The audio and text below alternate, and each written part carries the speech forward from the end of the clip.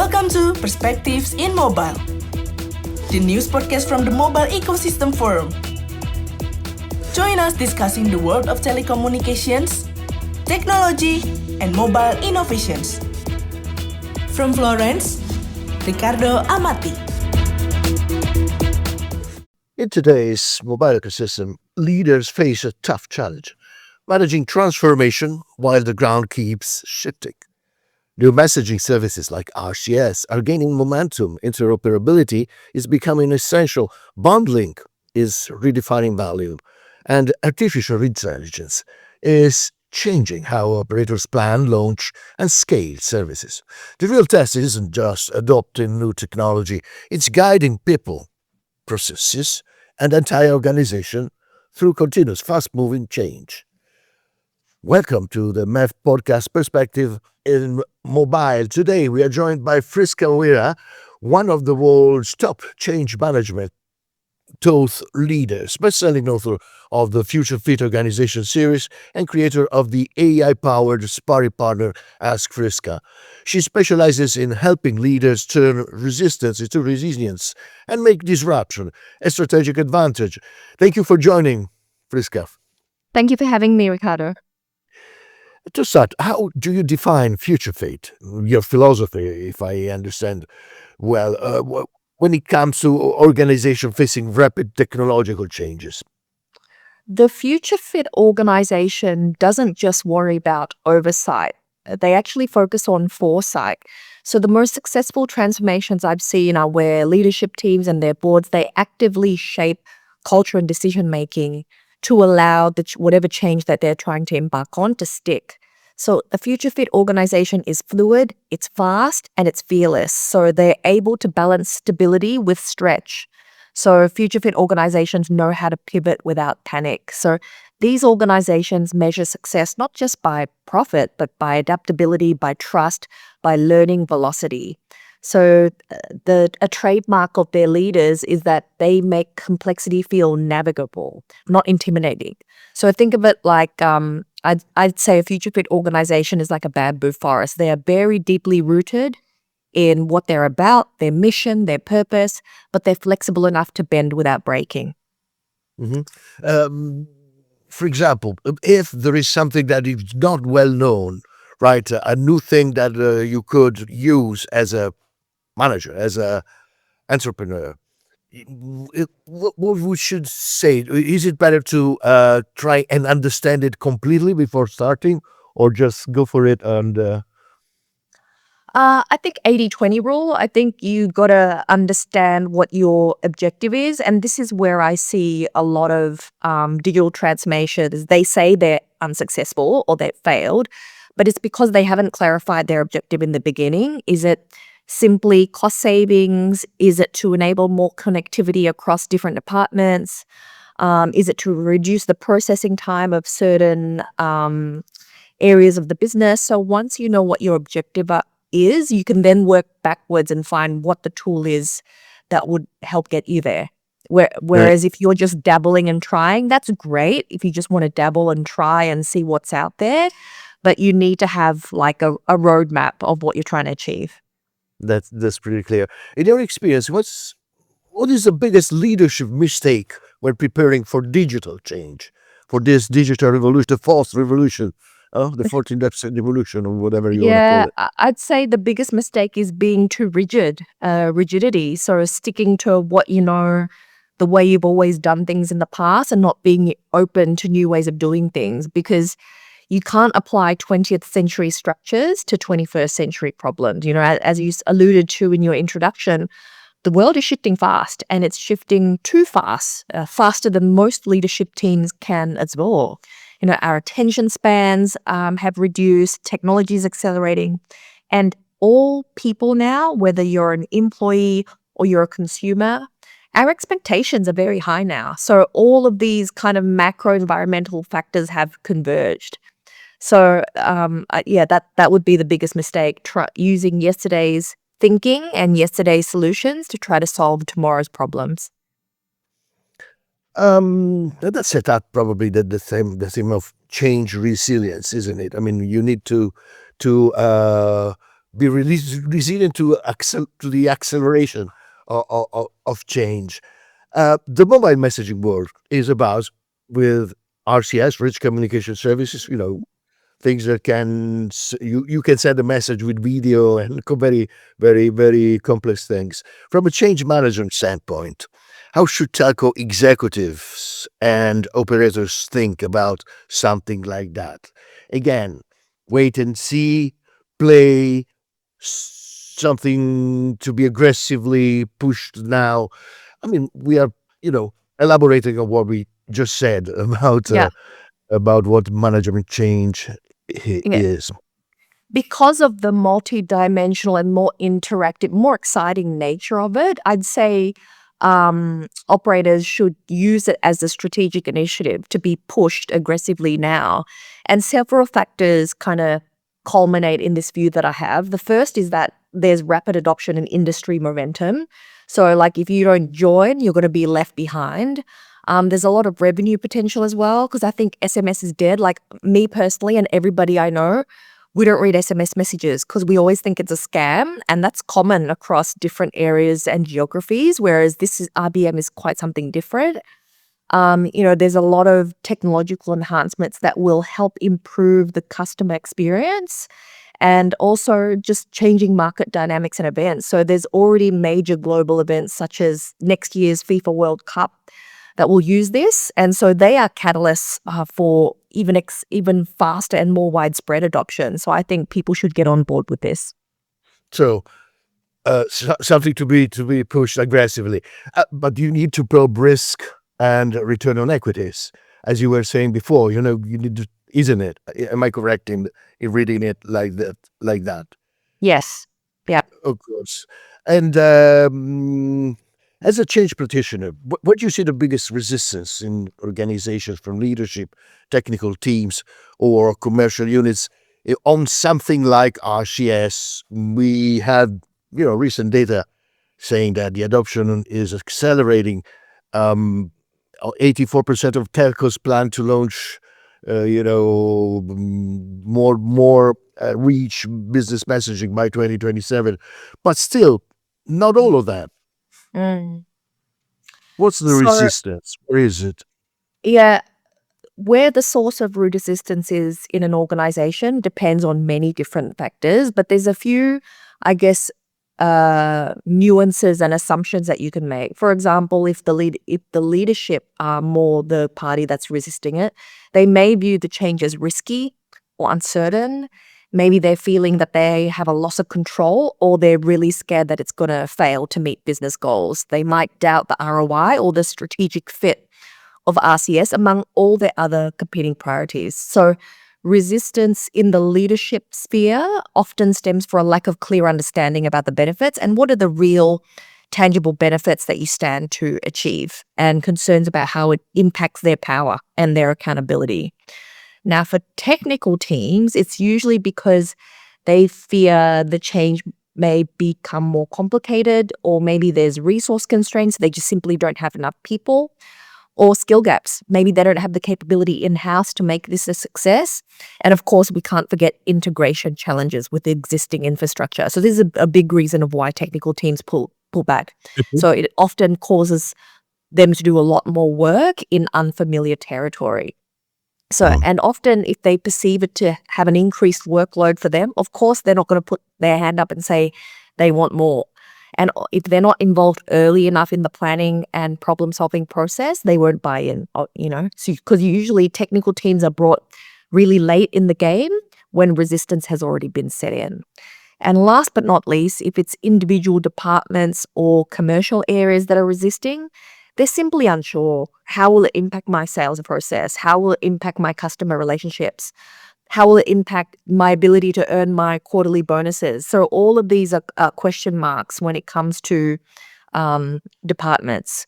And so what we have to do is we can't adopt a one-size-fits-all approach when we are trying to drive adoption of RCS. We need to really get to know our stakeholders, what is driving the fear, the underlying fear. And objectively, we need to abide to certain principles that will make this change a success, like transparently address fear of the unknown, actively mitigate poor communication or a lack of communication. Actively build trust with different stakeholder groups and make sure that people realize what the benefits are. So often it may be clear to the person that's the executive sponsor, but or it's only clear to that one person. So don't mistake silence as comprehension. So resistance is physiological. You need to have a system that permits to transform it in resilience. And looking at the data, I was mentioning the outlook for 2027 about rich messaging. You see something surprising sometimes. For example, in Africa, financial services by RCS are booming. In the US, the classic SMS still holds. One, should stop. It's a stupid way of thinking. But if you just think about it, you would say, oh, the US is much more, advanced than Africa, which is not true, actually. Why that? I think for younger, more developing countries such as Africa, because I've done quite a bit of work in Africa because my background's in mining. How they can benefit is that they often can leapfrog over legacy infrastructure and context. Whereas in the US, all that stuff is often locked in. It's very capital intensive, very resource intensive to change. So often you'll find more rapid adoption in these emerging countries, just simply because they're not shackled to the way they've always been doing things in the past, because it's often a new thing for them. So in the US market, that market is defined by comfort with the status quo. Customers and businesses are deeply entrenched in the reliable, the familiar, the interoperable MMS, SMS, iMessage functionality. And that emotion is tied to comfort, habit, and fear of disruption. So a continent like Africa does not have those same strong emotional They don't ties. have comfort zone. They don't have it. And Yeah. that sometimes for change, it's something that pushes really one that needs or wants to change. Big changes, of course, artificial intelligence. It's the new thing. It has been for a while, but now it's becoming the more important thing. What does, what we just said, teach us about how firms, telcos in particular, should restructure internally to make AI-driven transformation work? I think before jumping in and thinking about let's transform, let's change anything AI, I think they first need to learn how to take the emotional temperature of their organizations. So learn to begin transformation related conversations, not just, like we just talked about, what's the ROI, but how's the workforce feeling about this? What are their needs? What are their fears and feelings? And so when we are open to embracing that sort of dialogue, the right changes and the right technology platforms will be more clear on what we should adopt in the business. Because at the end of the day, we may not like to admit it, but all humans are emotional creatures. And so it's emotion, not logic, that governs adoption. So there's no point rolling out the best shiny new tools, spending a lot of money on them, if you haven't done the work to take the temperature of your organization. Because if they turn out to be completely resistant to anything new and foreign, you will never get the ROI from that investment in tech. So I'd say go people first, empathy first, and then because there's always going to be a tool to suit your needs. All starts from the people. And back to converting resistance into resilience, talking about an entrepreneur or an executive in telcos, but in everything really, wanting to launch new services, RCS, AI-driven things. Are there specific mindsets, rituals, practices that you have found effective to translate resistance into resilience? A few things would be to have anchor points. So often people push back is because the change feels overwhelming. It feels like this tidal wave of the new and the different. So what are those anchor points that people can hold on to? So what's the core purpose? What exactly are you building? And the secondary anchor would be, what are the visible early performance indicators, the short-term win that will confirm your strategy is actually working? Because there is nothing more demotivating than trying something new and not seeing or feeling or experiencing any of the benefits. I'd also have discipline discovery. So really coaching leaders to communicate and start with the truth, not trends. AI is a trend, but what is the truth? Like, the truth is we're losing market share in this market, or the truth is we are unable to compete with A, B, and C company because of this. So if you have a disciplined truth-telling process, speaking to people at every level to diagnose the organization honestly, that will help you reveal the most high-impact pain points that can be addressed with small revenue-generating quick wins that fund kind of the bigger picture, larger, meatier transformation projects. And I saw this somewhere. I can't remember where I saw it, but it's a really good idea. Like, people can steal your ideas, but they cannot steal your execution. And so much about the success of change depends on the execution. So don't worry about the ideas, because everyone's got ideas. There's hardly any original ideas. Make sure you execute efficiently. And when I say execute efficiently, I mean plan it out. Don't be a tight ass, resource it appropriately, get experienced experts in, and make sure you give people the time, the mental clarity, the psychological space to learn something new and get used to it. Good ideas there are plenty of good ideas.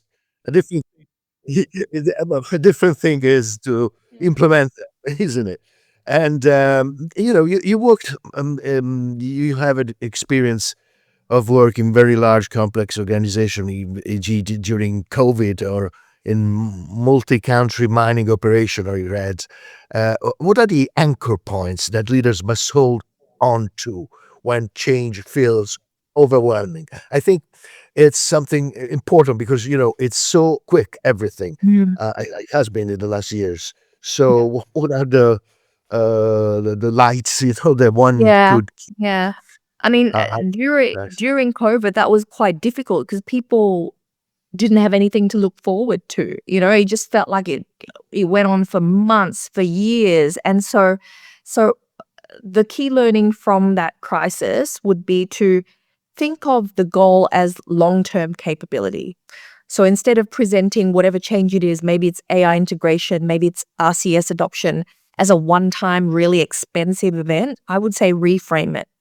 Reframe it as you're building the organization's core capability that will future-proof the business.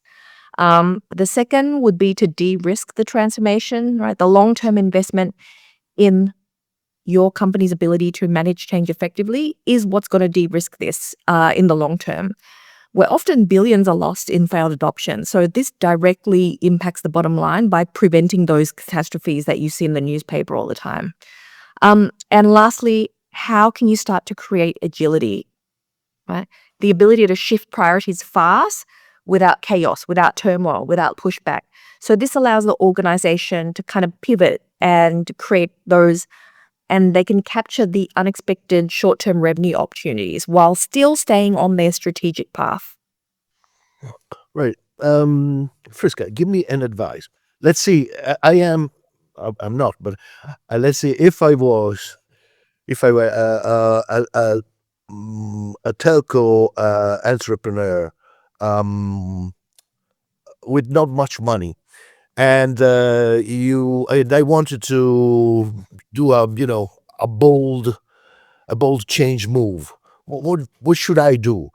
Accelerate RCS adoption, build AI first operation, restructure around change intelligence. What should I do? I mean, not having, big funds on my Having big funds.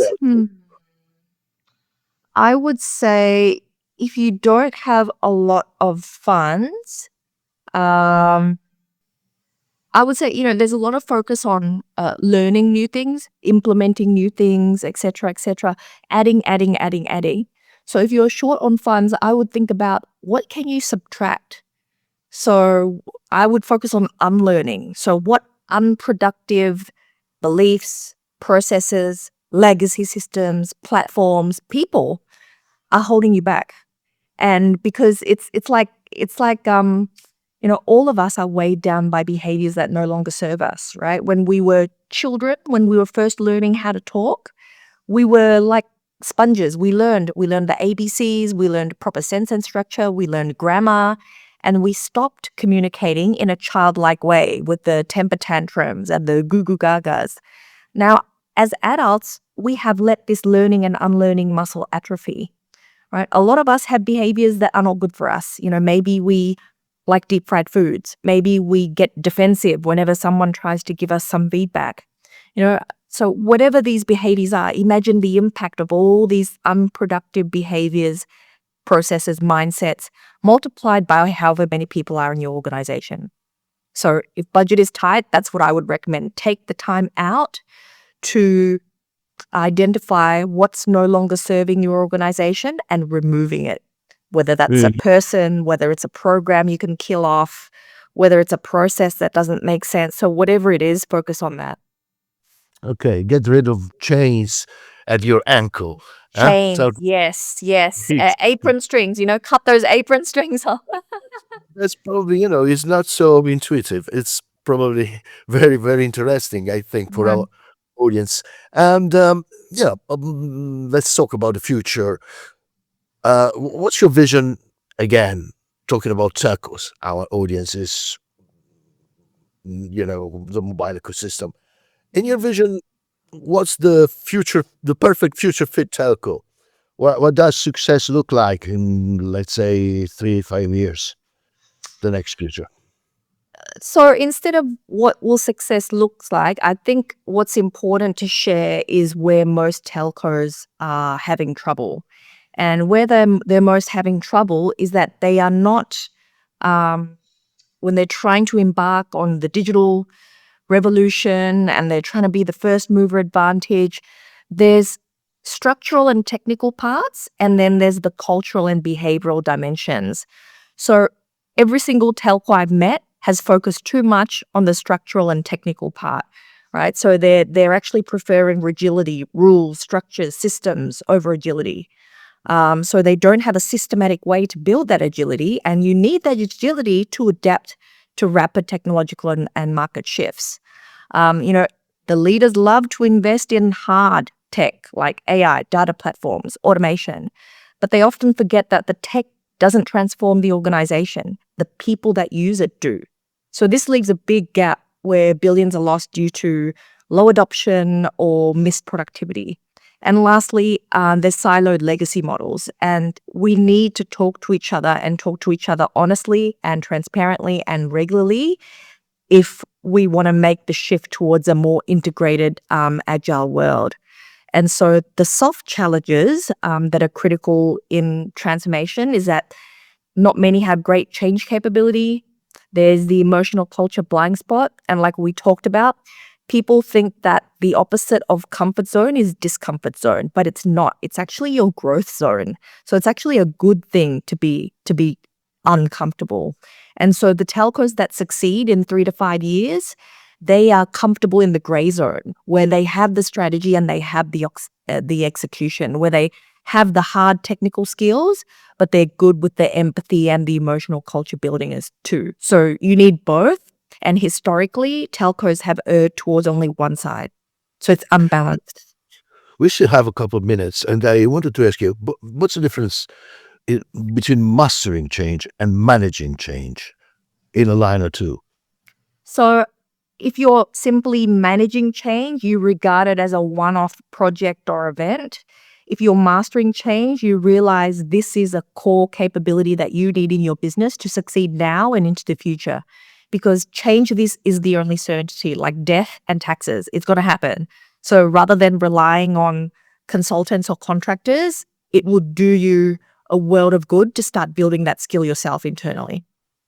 What's one change myth you most often debunk in the organizations you work with? I would say that resistance is bad. Resistance is not bad at all. It's a completely human response to anything new and foreign.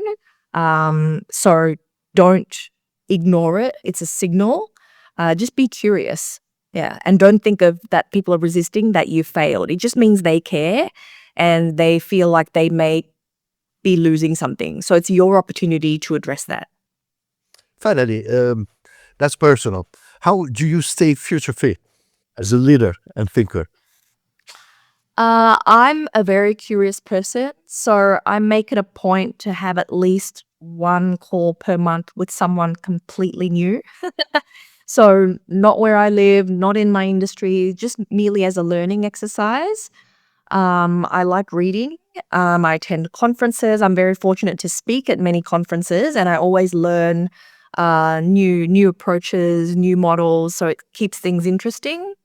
And last but not least, I use AI to poke holes in my own thinking. So instead of just simply stress testing what I know, I ask it to share the opposing view so I can learn where someone else stands if they're directly opposite me. You're challenging yourself.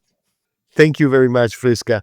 Friska, we are one of the world's top change management thought leaders, best-selling author of the FutureFit Organization series, and creator of the AI-powered sparring pattern, Ask Friska.